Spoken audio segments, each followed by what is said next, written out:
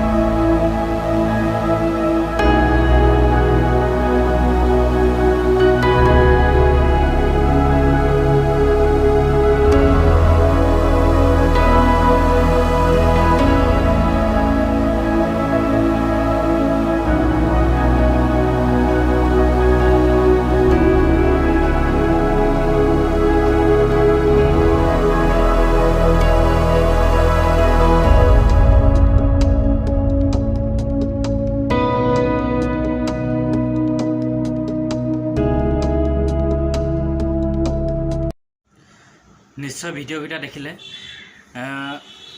ইমান দুখ লগা, ইমান মৰ্মান্তিক আৰু ইমান এটা ভয়ানক দৃশ্য আপোনালোকে দেখিলে।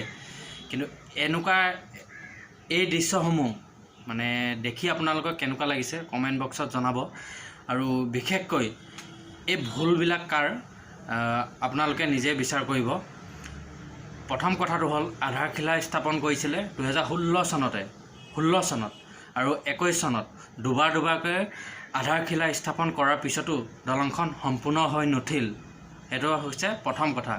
কিয় নহ'ল, কি কথা, এইখিনি আমি গম নাপাওঁ আৰু এইখিনি একমাত্ৰ চৰকাৰে গম পাব।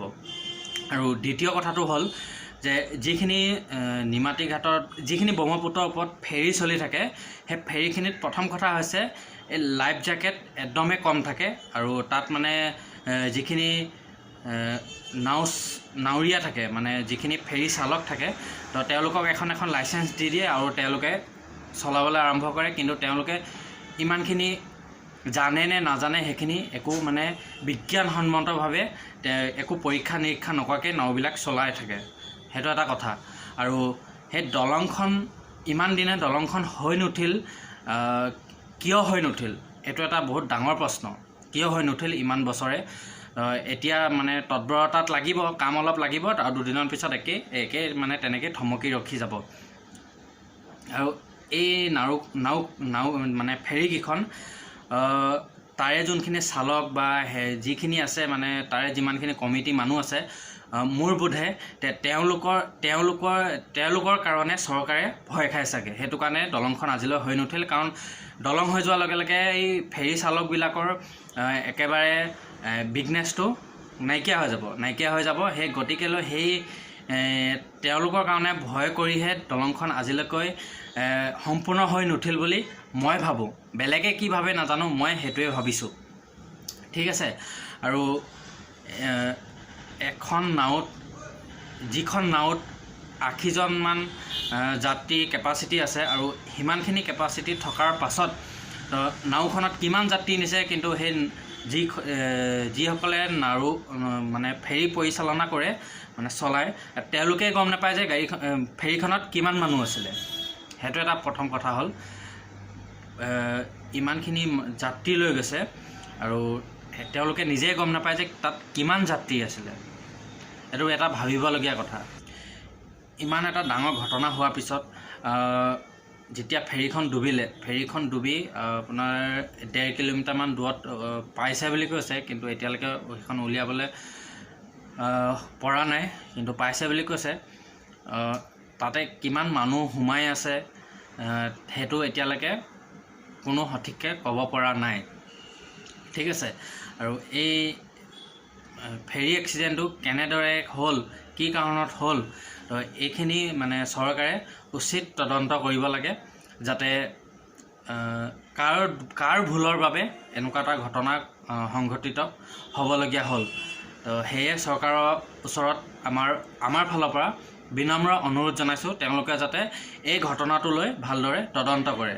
এটা কথা বুজি নাপালোঁ, যিটো কথা ইমান ইলেকশ্যনৰ আগে ইমান ডাঙৰ ডাঙৰ ফেৰী দুখনমান তাত একদম পূৰা মানে ফুলে চুলে সজাই মেলি শুভ আৰম্ভ কৰিলে নাও দুখন, ইমান ডাঙৰ ডাঙৰ ফেৰী দুখন, আৰু সেই ইমান ডাঙৰ ফেৰীখন থকা অৱস্থাতো এই সৰু সৰু ফেৰীবিলাক চলাবলৈ অনুমতি দি দিলে, আৰু সেই ডাঙৰ ফেৰীখন ৰখাই থৈ দিলে, একো কামত নখটালে।